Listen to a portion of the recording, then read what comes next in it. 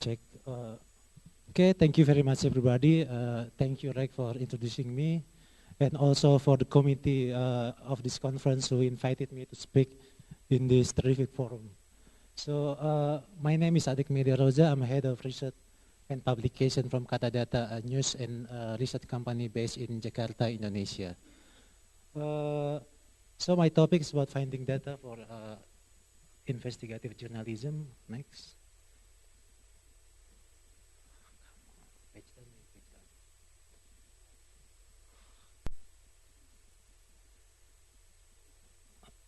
Apology for this technical. Okay, before we go to how to find data in Asia, particularly in Indonesia, in my country, I'd like to give a brief information about our Freedom Information Act in Indonesia. So actually we have law number 5. It was enacted at 2008. Yet this law is not working good for us to get data from government institutions because we still have bureaucratic procedure. For example, if you want to get data, if you want to ask data from one government institution, it will take us more than weeks or even months. And a lot of institutions are reluctant to provide data.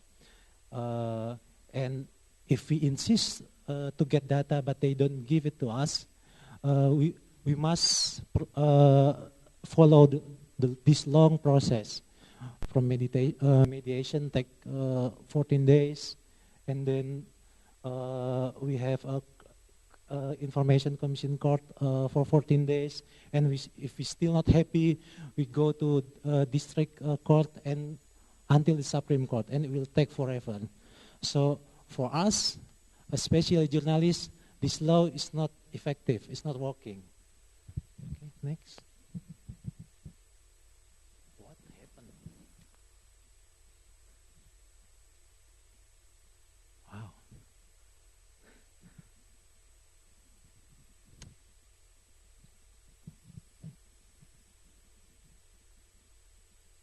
So actually the next slide is about how to find data. We know that there are traditional ways to find data. We start from interviewing people.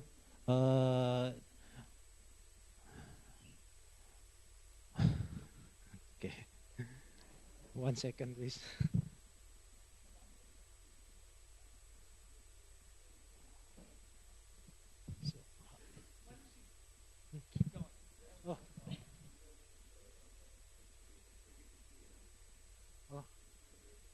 Okay. Okay. We can start to find data by Googling on website, and likely that nowadays all government or private institution, they have their own website to publish their data, and then also we can go interview people who responsible or holding the data, and also we can ask data from someone that we have a good relation with him. Yeah, that's okay. And the last one is the topic that I will be speaking is finding data by cooperating with institutions that own the data. I think I will focus on this.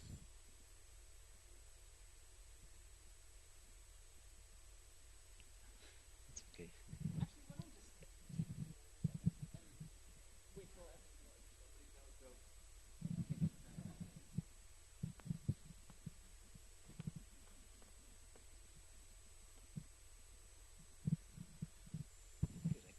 All right, I'll tell stories at least in between, which is, let me just turn that off.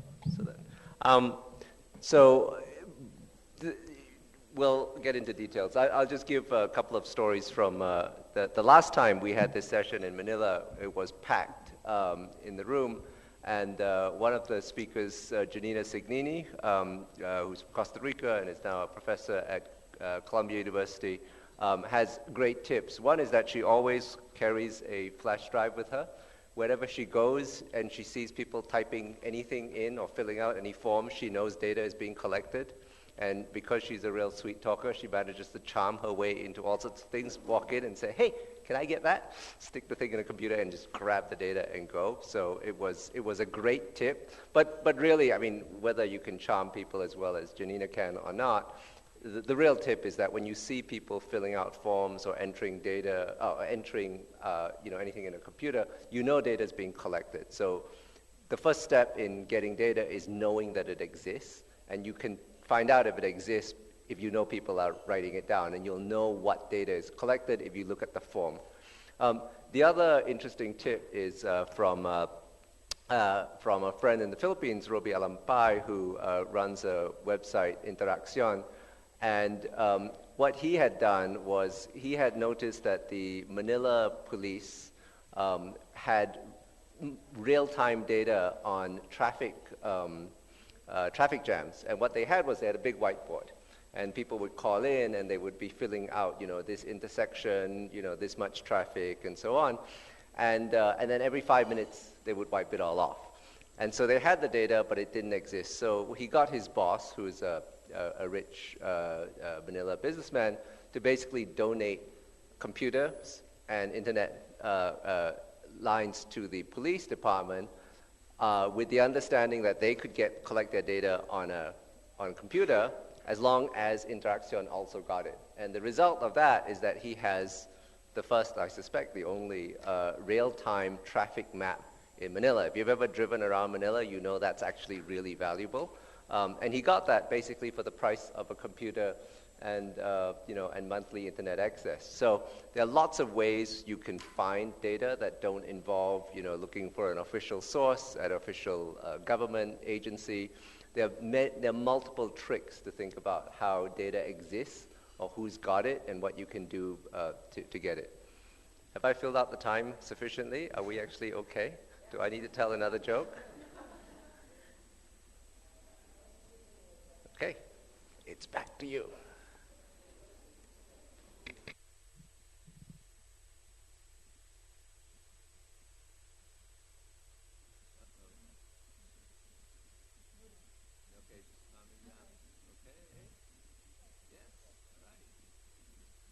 Finally.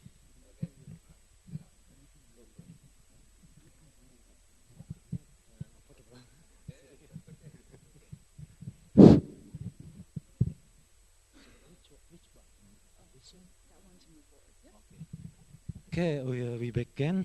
Thanks, like for the joke. So where were we? Yes. So the fourth step, the fourth ways to find data is cooperation with. Is it my eyes or? Oh. Don't worry. Oh.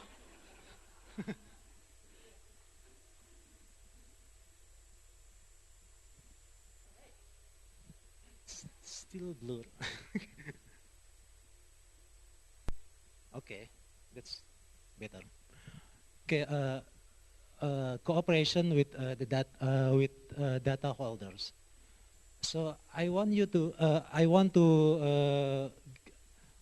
talk about two initiatives that we have in Indonesia. First, DataBox. This is a project that my office launched about 1 month ago. It's a new project. And then OpenTender.net. This is a project run by Indonesia Civil Society. Its name Indonesia Corruption Watch. So the CSO that concerned on corruption issues in Indonesia.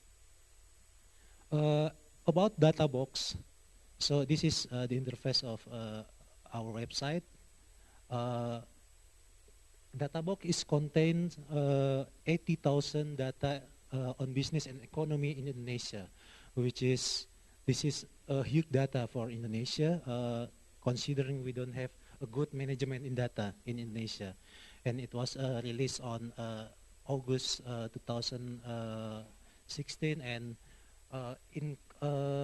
collecting the data, we cooperate with major industry players and also regulators, state agencies, and government institutions, even in the local or regional. So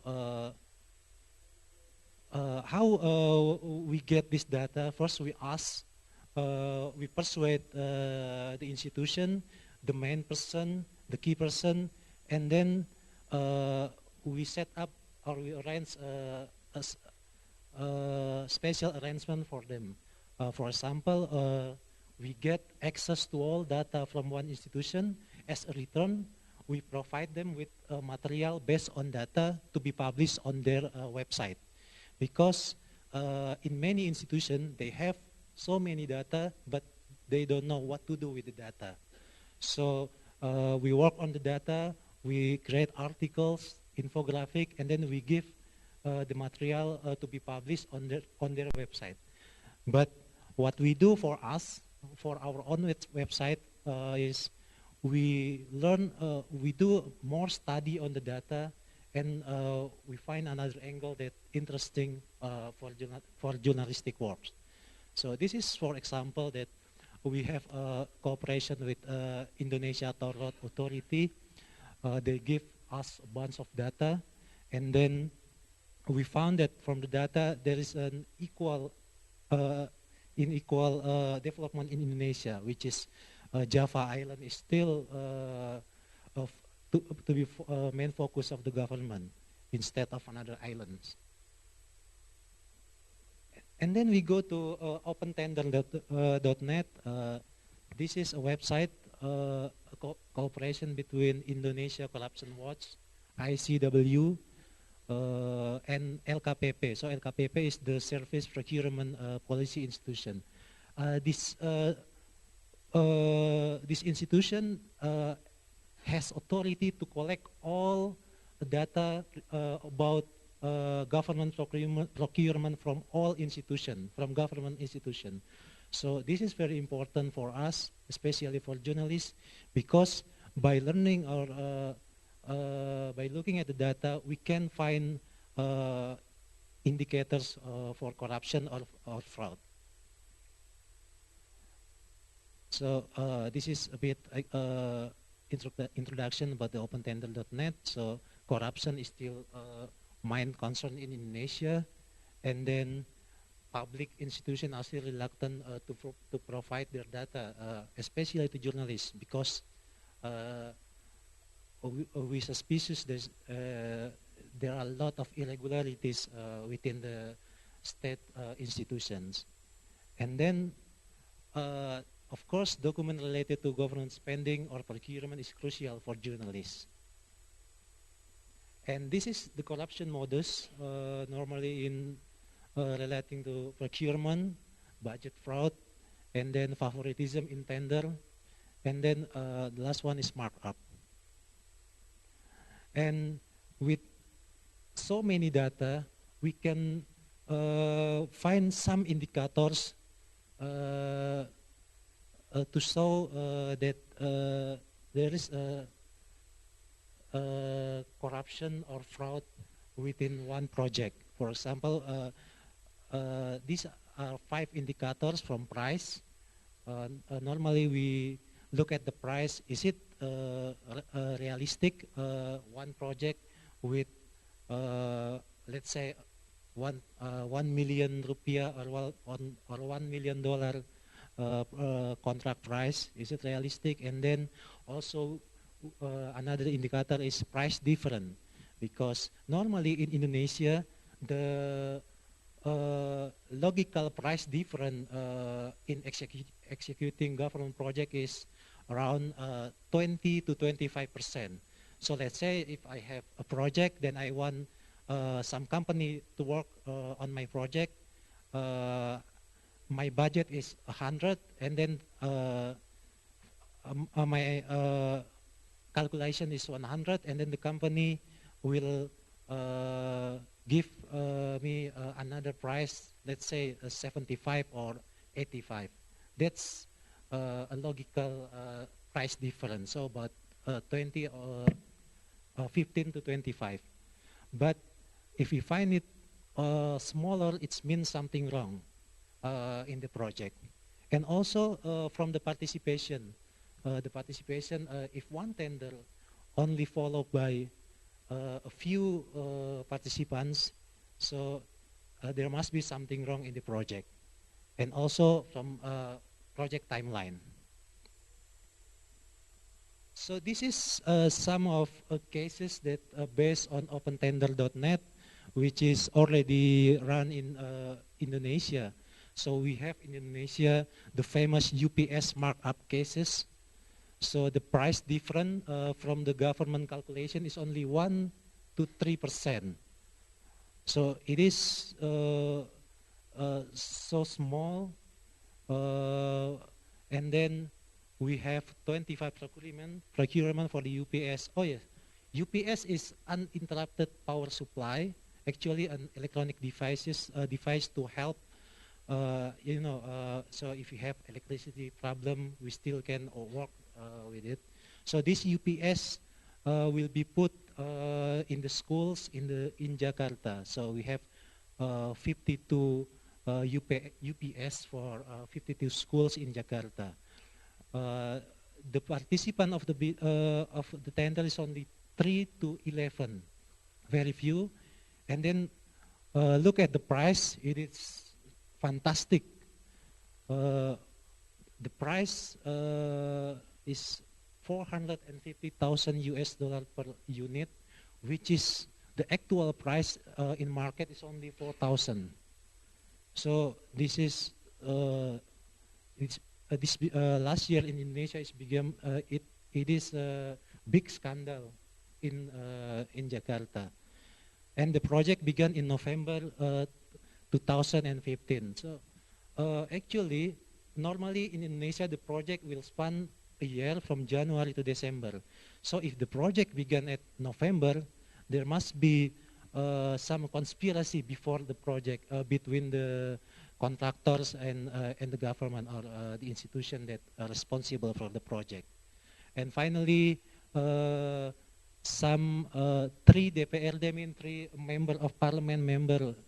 parliament member probe over the UPS corruption case, and also some high official dismissed from their office, and now the case is still on the court. And another example is we also have the Hajj catering service, because Indonesia is the biggest Muslim population in the world.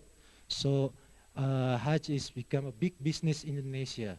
So the catering service, the price difference also suspicious. It's only 1 to 4% from the estimation. And for some projects, there was only one bidder.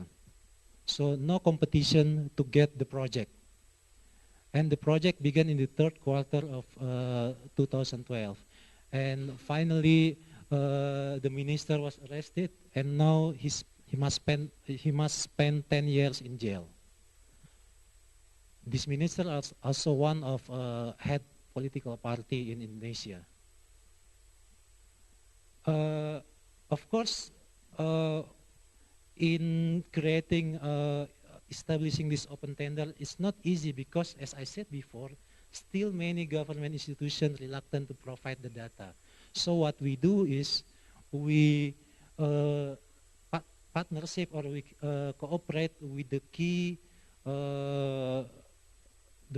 people in the institution. For example, we have this picture of Jakarta Mayor on the left, and then the president. Luckily, both of them have a commitment in eradicating corruption. And then this is the challenge. Still many institutions reluctant to open, to hand their data. And this is what interesting. The second one is the more data given by one institution, the more corruption we found in the institution. So sometimes, if this institution led by a reformist leader, the leader will give us access to their data, But then we found a lot of corruption case in the institution. So sometimes it's also give a bad impact to the reformist leader in the institution. I think that's it from me, from Databox and OpenTender.net. Back to you, Rek.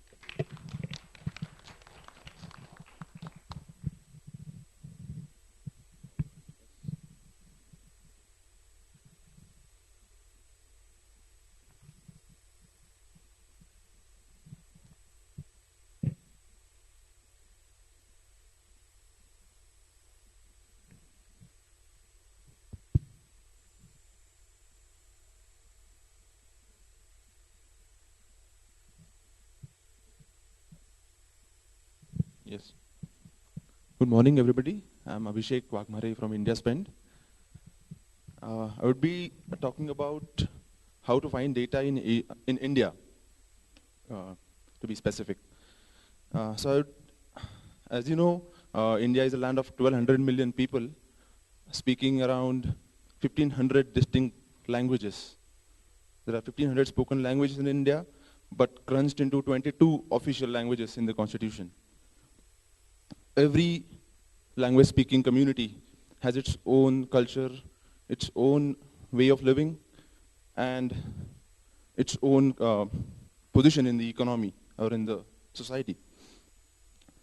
With regard to data, there are 36 states and union territories in the country, which vary. I mean, data pertaining to the states varies a lot. There are some states with only 50% of the people able to read a newspaper, and there are some states like Kerala where all the residents can read a newspaper. With regard to health, some indicators like the fertility rate have been in the improving stage, it has been improving, but some indicators like the use of contraceptives has been or is worsening. So there's always a mix of indicators. Some are improving, some are worsening, and you find a lot of contradictions like this when you go through data in India.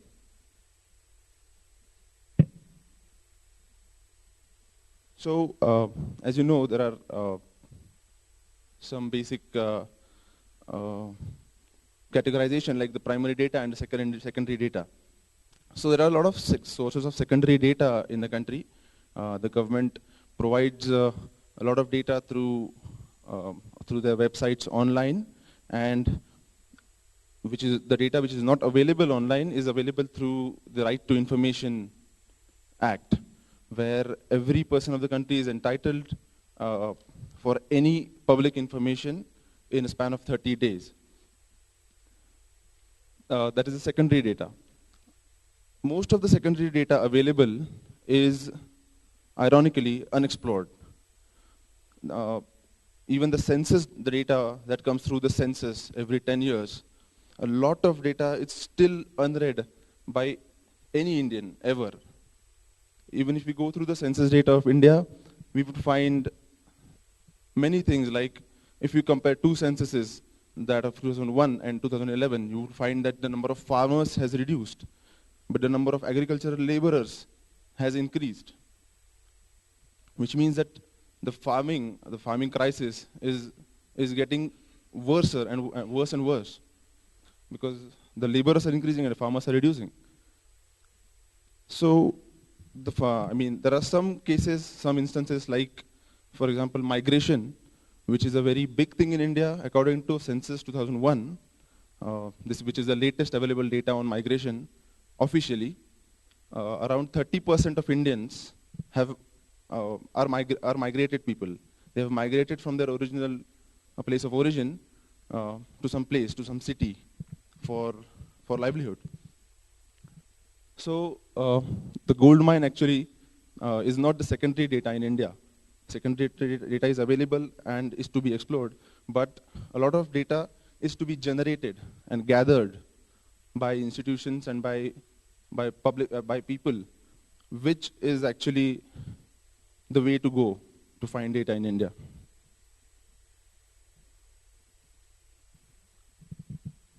So as you know, India has been perennially drought-stricken. Many of its states go through water scarcity every year by year, even in the years of very good monsoon. Now India has a peculiar monsoon rain, as you know. Even Nepal comes under the influence of the southwest monsoon. So every year, 3 to 4 months, there is a rainfall season in India, which is the agricultural season traditionally. So after the monsoon season, the harvest is there, and all the cultural festivals, every aspect of family life and social life in India is connected to the monsoon.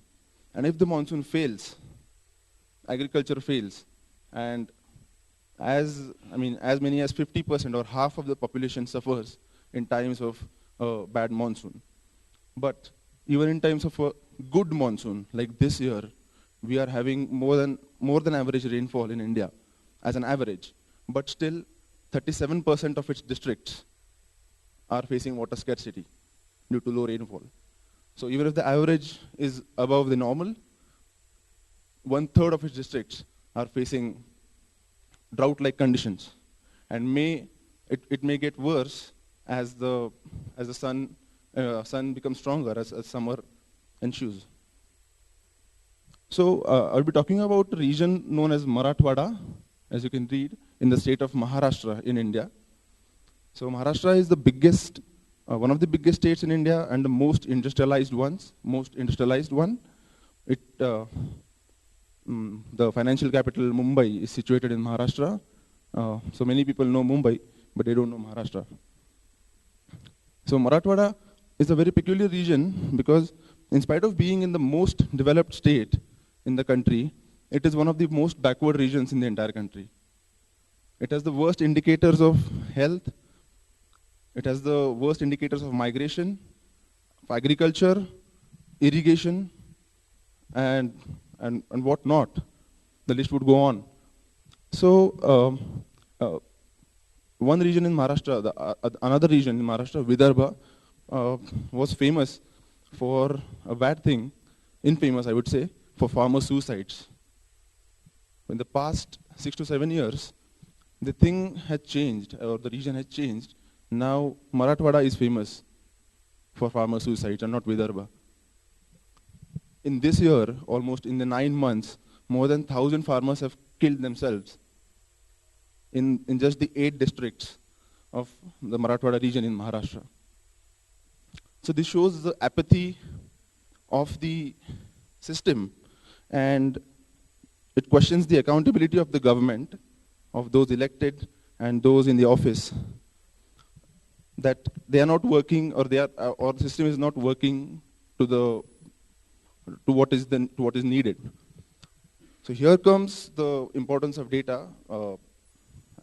What IndiaSpend does is, in such situations, it takes a note of what the available data is with the Agriculture Ministry, with the census, with the district administrations, and also collects primary data.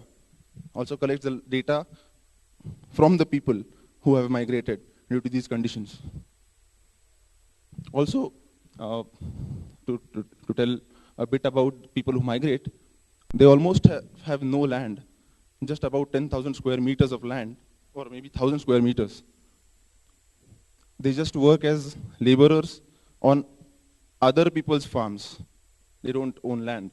And they don't have any capital. They actually have negative incomes. They earn about rupees 50,000, or which is about maybe $100, $100 to $200 a year. But they have to pay a debt of more than $300 a year. And this is for one family and not for one individual. This is a state of indebtedness that people in Marathwada have.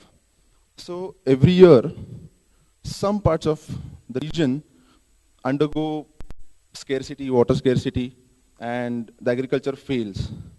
And they migrate to cities like Mumbai, Delhi.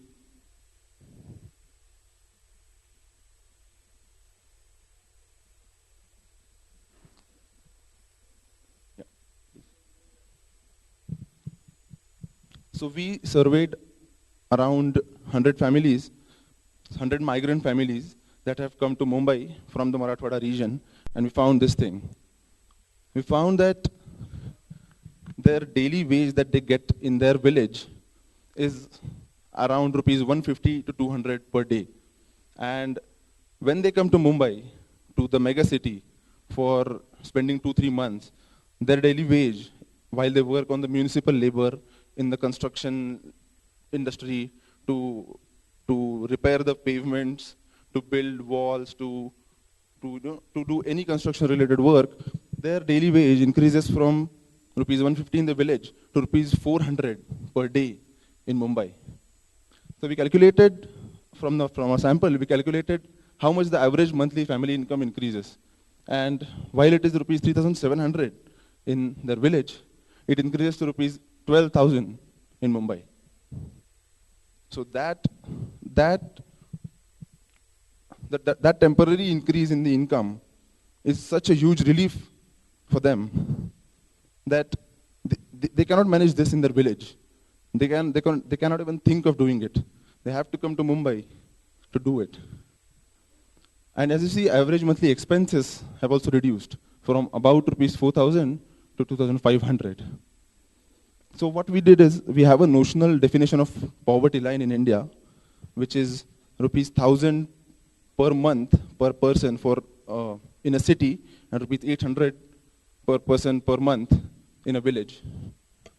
So in their village, as you can see, the green line in the second chart shows the rural poverty line, and the leftmost two columns show the daily wage per individual. And you can see in village, they are below the poverty line, but the blue column shows average income per person per month, the right two columns. In the city, they cross the poverty line, which is to say that, according to the notional definition, they cease to be poor when they come to the city, which gives us a perspective that even if migration is bad, migration moves people out of their homes, away from their family, away from their village, away from their setting, their whole history, everything. But still, they can earn so much that they can pay all their debts over the year and at least sustain over the year. But even if this looks that their income is increasing, the facts are much bitter.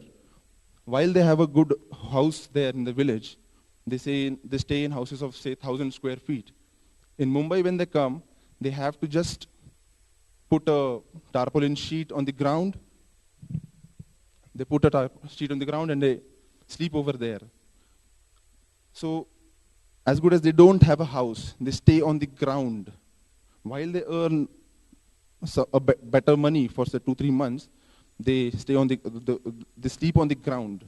So they don't have a life as such when they migrate, even if they have money.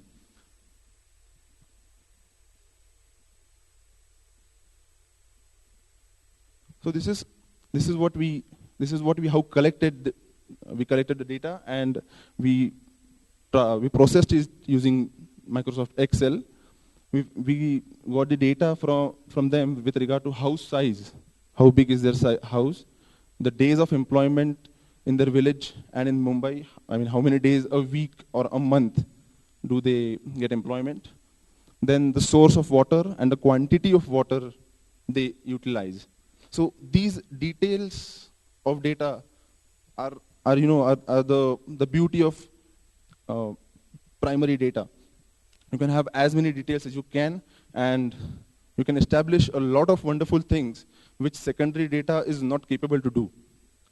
Like we have the quantity of water used or utilized by the person in Mumbai reduces significantly in the last column you can see. While in the village they have at least some water. In the Mumbai they use very less water, but they have the assurance of water. In village, they don't have the assurance of water. So primary data gives you insight into these things, that you have assurance, but the quantity is less. Oh. So these are some more data points that we got just from 3 days of field work in various sites, various migrant sites in the city, like how many of them use smartphones, how many of them are educated above the 7th grade, and much more. Their land ownership as well. So this is the reason that we found out that why these people have migrated in larger number this year. As you know, the what is written MGNREGA is the world's biggest employment scheme run by the government of India, National Rural Employment Guarantee Scheme. So it employs around 80 million to 100 million Indians every year.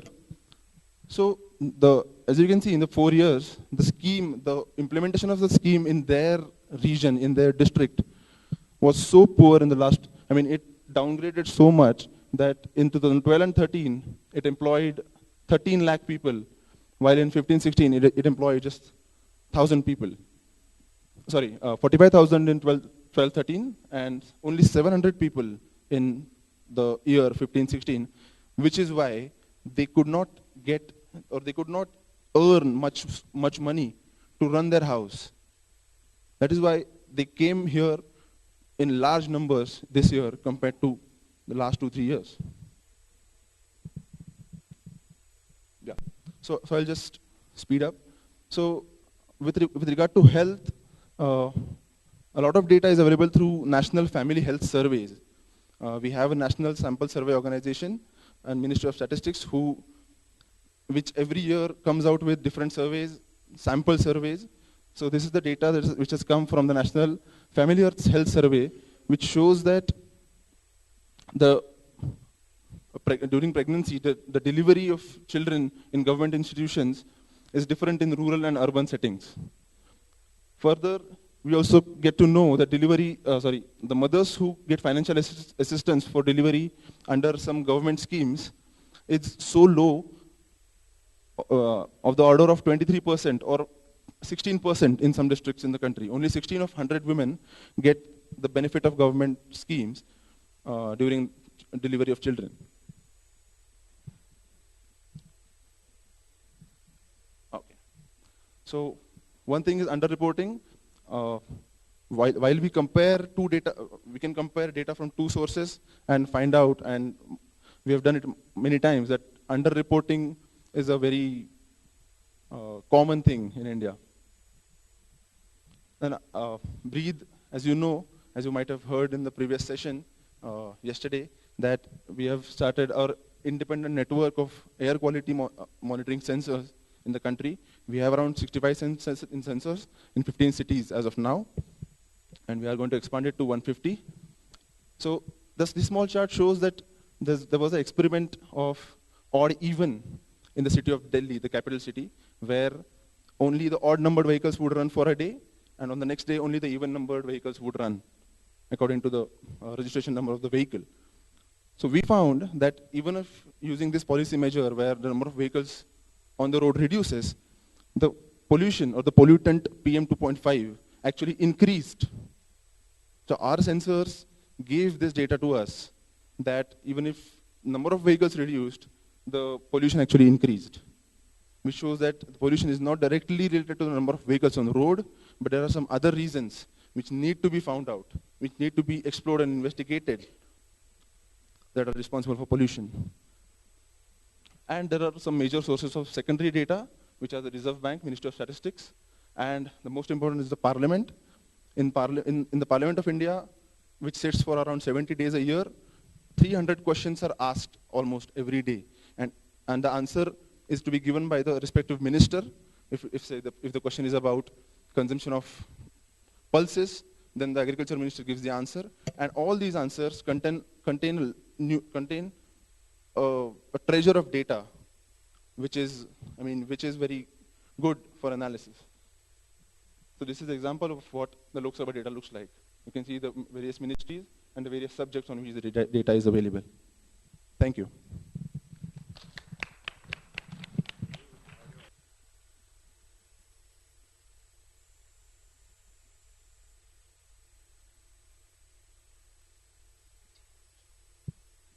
Hi, everyone. I want to make sure that we have some time for questions, so I'm going to keep this to, how much time do I have? 15. Okay. So what I'm going to talk about is the context of Hong Kong and China. And unlike Indonesia and India, in both Hong Kong and China, there is no freedom of information law. So it really is up to the government to decide whether or not they want to provide information for you. In Hong Kong, there is something called the Code on Access to Information, which is kind of a guidance that requires the government to respond to your request, but that answer can be no, and there's not really anything you can do about it. So we also face similar problems in terms of the data in Hong Kong and China, but what I'm going to focus on is how we get around those challenges. So there is data available. So in Hong Kong, we have something called data.gov.hk, which is sort of a portal for data that they've made available, and Hong Kong is trying to make this data more accessible. The problem is that what they have here is only a fraction of what they have on all the government websites, and that's only a fraction of what they actually collect. In China, they have a great website for statistics from the National Bureau of Statistics in China. What they have available in English is, of course, a very small fraction of what they have on their Chinese website. They also publish a big, huge book and a CD of statistics every year in the yearbook, which provides a lot of great economic data and kind of the stuff that people use quite often in daily reporting. But what we want to talk about, since this is an investigative conference, is the data and information that they're not going to publicize, right? So let's talk about a few scenarios. One is data that governments actually make available online, but it's not pretty, and they're not gonna, when you ask them for a nice, pretty database, the government's going to be like, nah, just look online, you can get it there. That happens a lot. So what do you do? In this case, scraping is a very useful technique for getting information. And a lot of times, when it comes to such information such as pollution data in China, the government actually does post it in these formats. But you can't just click a button and download a year's worth of data, right? So actually, what a journalist at the South China Morning Post did, a guy named Cedric Sam, when he was there, he's now with Bloomberg, he actually scraped the Ministry of Ministry of Environmental Protection website for all this data. He put it into a database, analyzed it, and if there were days that were missing, he then went to the ministry and asked for those days to get the information from them. And from there, he built this fantastic interactive visualization of the data. And importantly, put all of that pollution data online, all the stuff that he had worked so hard to collect and clean up for other people to be able to use.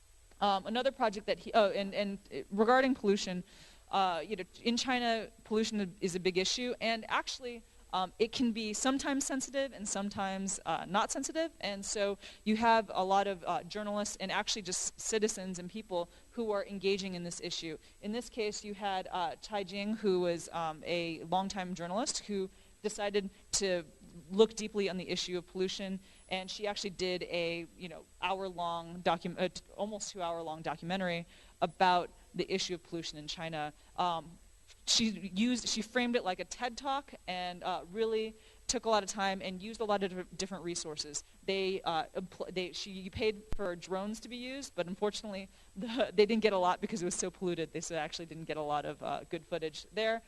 She used a lot of data from various sources and reports. And this video, which she basically funded herself and put online, got huge traffic in China. And for a while, actually, the government allowed it to stay online. But then after it hit a certain critical point, they took it down. But by then, it was kind of too late. People had started sharing it, and it was kind of out there already and had gotten a lot of press.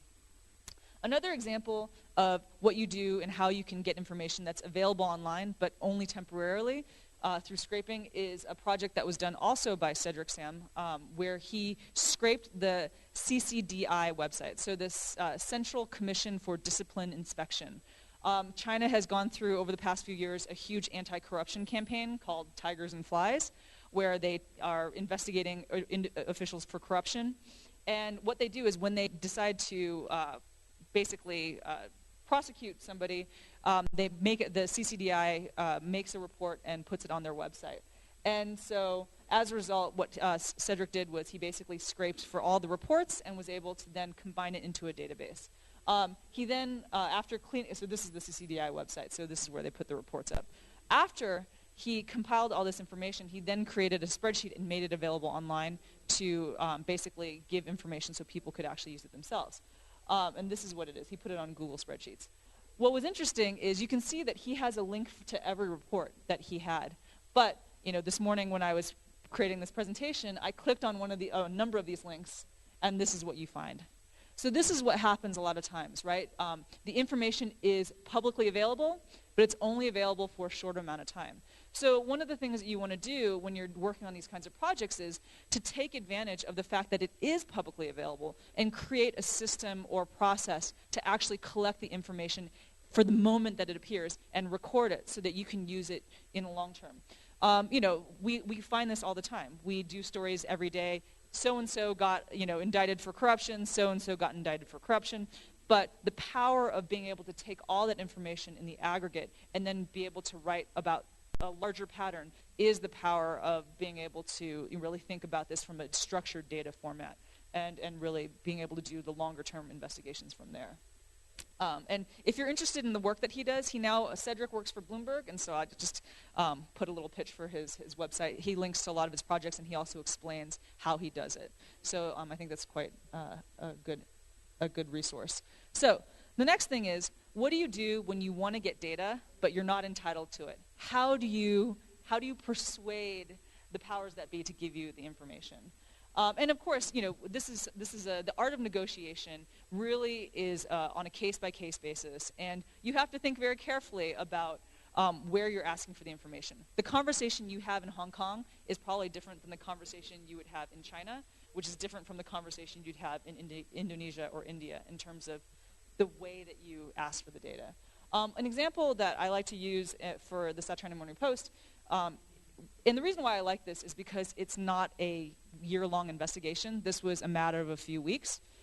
Was a story that was done by a reporter, pretty young reporter at the time, named Chris Epp. He had been told by a guy from an NGO that Hong Kong has this problem with really, really dangerous road called Nathan Road, where people there are traffic accidents all the time and people get killed and hurt.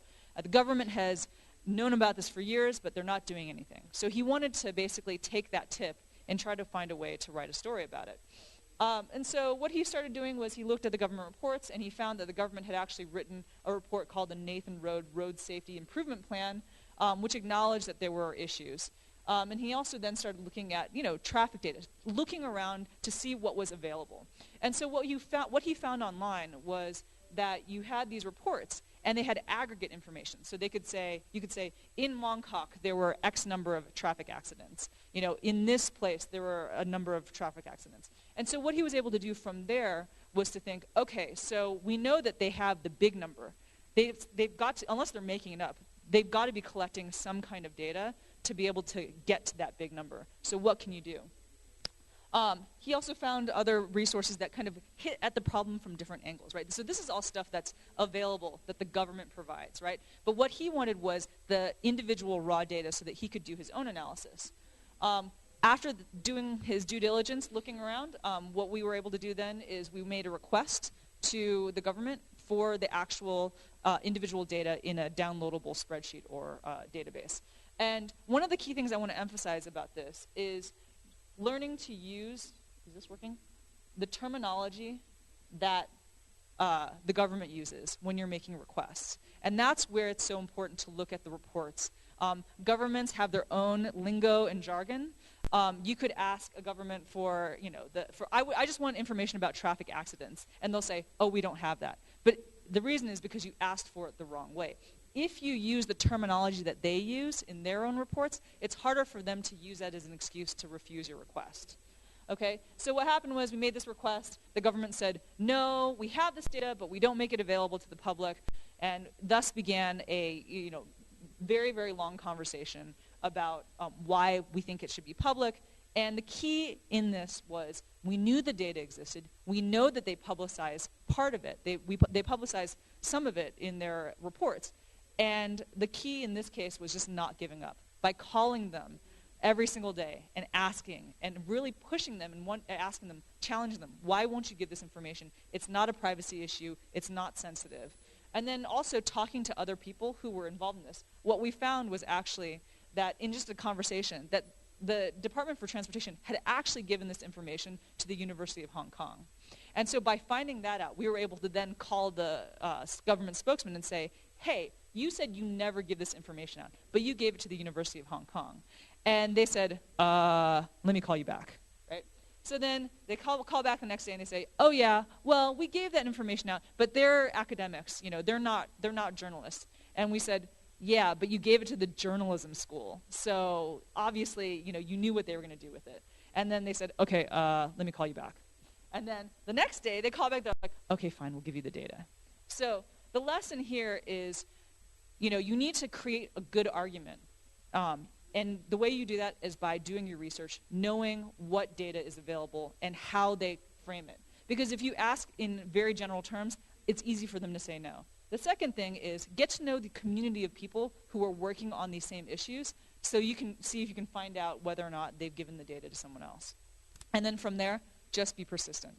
These governments and government spokespeople count on the fact that reporters are busy and they have very short attention spans. So if they say no once, if they say no twice, most of the time people will go away. The annoying reporter will stop calling, right? And so they don't have to reply to the request. But if you keep asking, eventually they'll get sick of you and they'll try to do what, at least give you something so that you'll go away.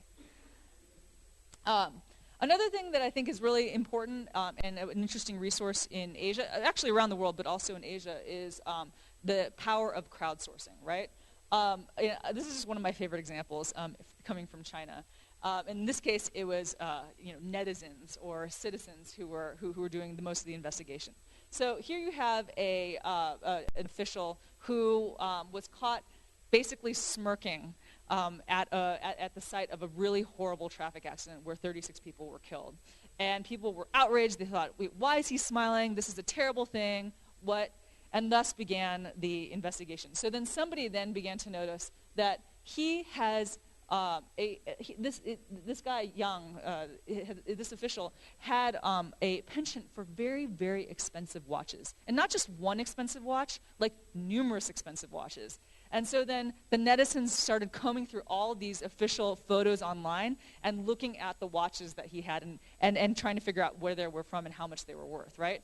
And what happened was they started realizing that he was buying watches that were way more expensive than his measly government salary would be able to afford. And from there, then the official Chinese media actually then caught up on the bandwagon and started writing stories about this as well. And eventually, he gets busted with 14 years in jail for graft because he couldn't really explain how he could afford all those Rolexes and fancy watches on his government salary. And there you go. And all of this started because he made the mistake of smirking at a traffic accident.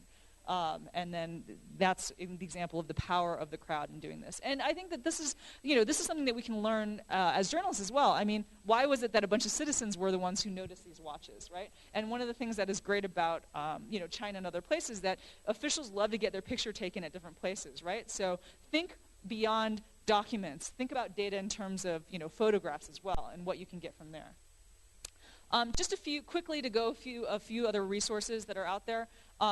We often rely on government data, but actually we can get really great data from private companies as well. Private companies, they make their business and they make lots of money selling high quality data that they've gone through the trouble of collecting, right? And of course, we're in newsrooms that have limited budgets, and so we can't just buy every database that we want. But a lot of these companies, because they are for profit, they do want to get some publicity or some marketing. So a lot of times if you ask, they may actually just give you access to the data. And if you ask very nicely and with a lot of time, they'll even help you to do some of the analysis as well. and they'll just do it for free. An example of this was at the South China Morning Post. We wanted to do some information. We wanted to do a story about trade between Iran and China. And what was available publicly didn't give us exactly what we wanted to the depth that we wanted. But one thing that I noticed was in a UN report, they had some really fantastic trade data and some facts and figures and charts. And at the very bottom, it said the source, and it said Global Trade Atlas. And so, I looked up Global Trade Atlas on the web and found out that it was a private company. And then we called them up, and they said, sure, no problem, we'll give you access to the data, and we have somebody who can help you to make sense of it, whatever. This data is worth $100,000 subscription every year. Okay, so it's incredibly expensive, incredibly valuable information. But they just provided it because they felt like, it's a public service, and also, it doesn't hurt that they get their name in the newspaper as well, right?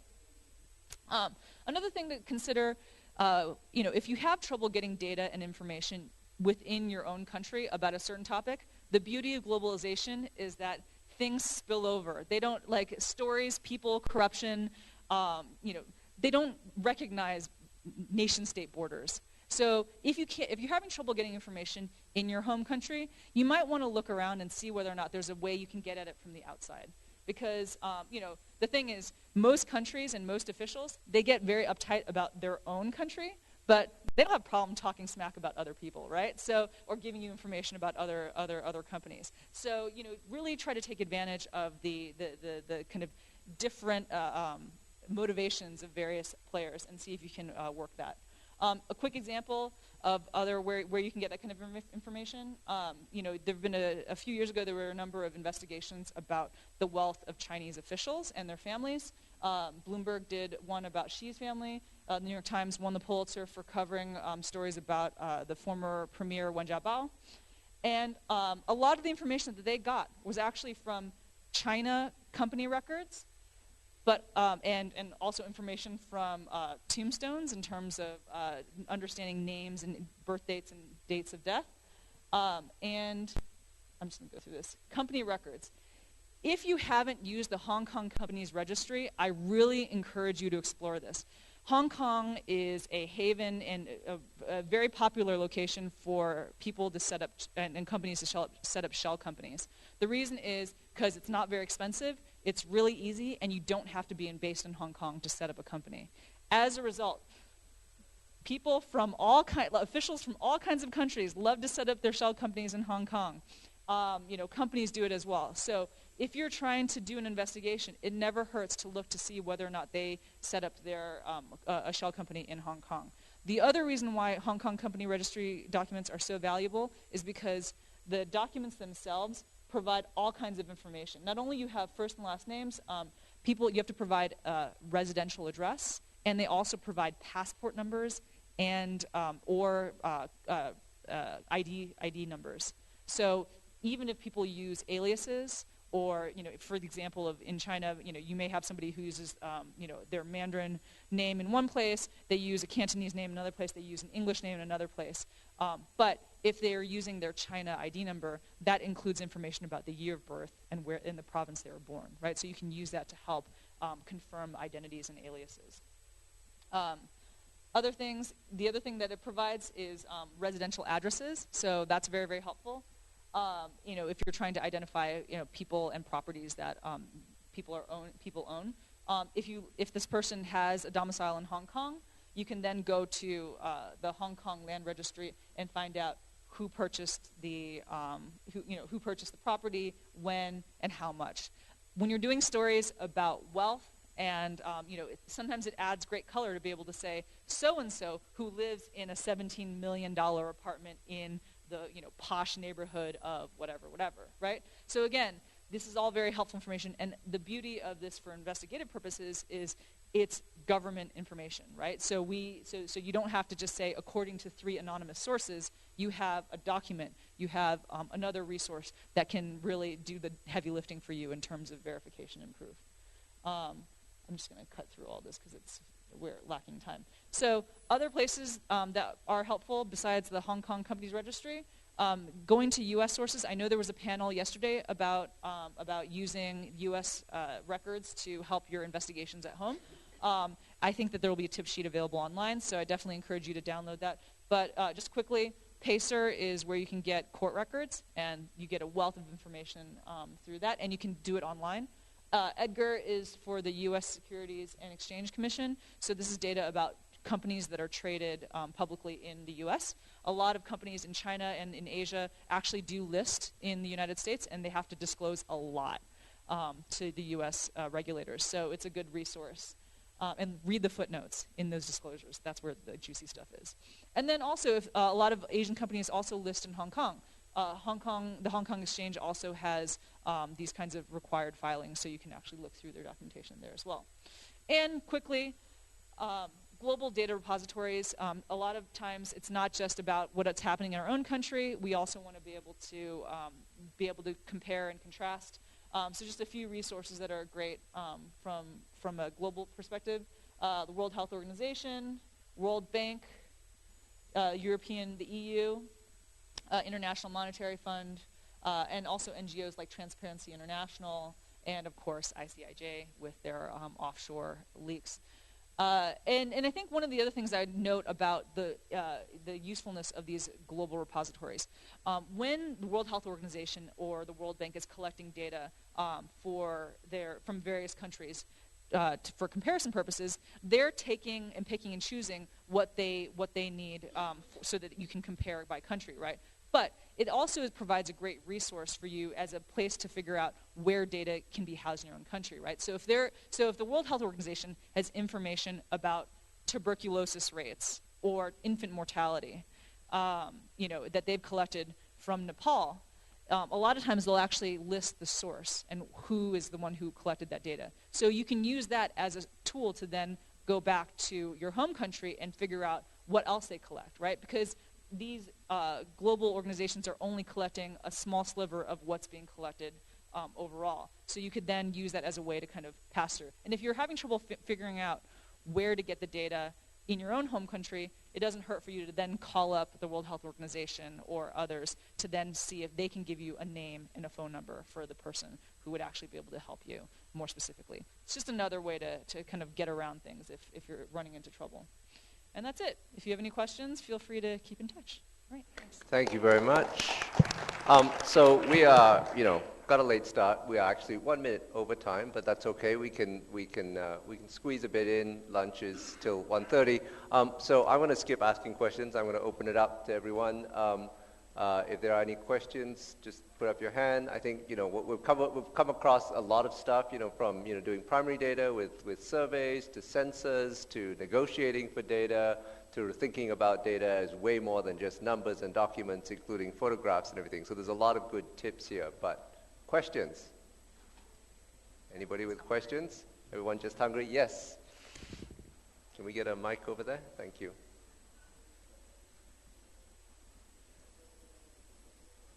And please identify yourself.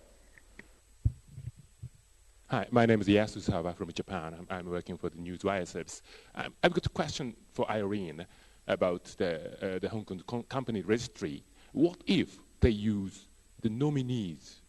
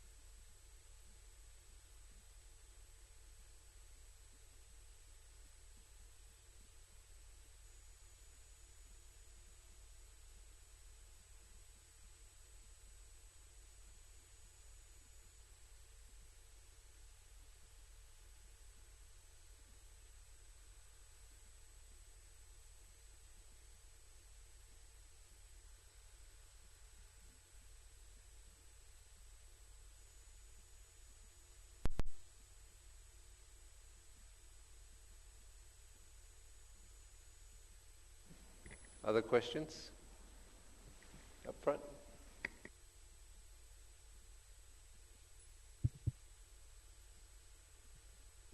Hi, Yen Liang from Singapore, the Straits Times.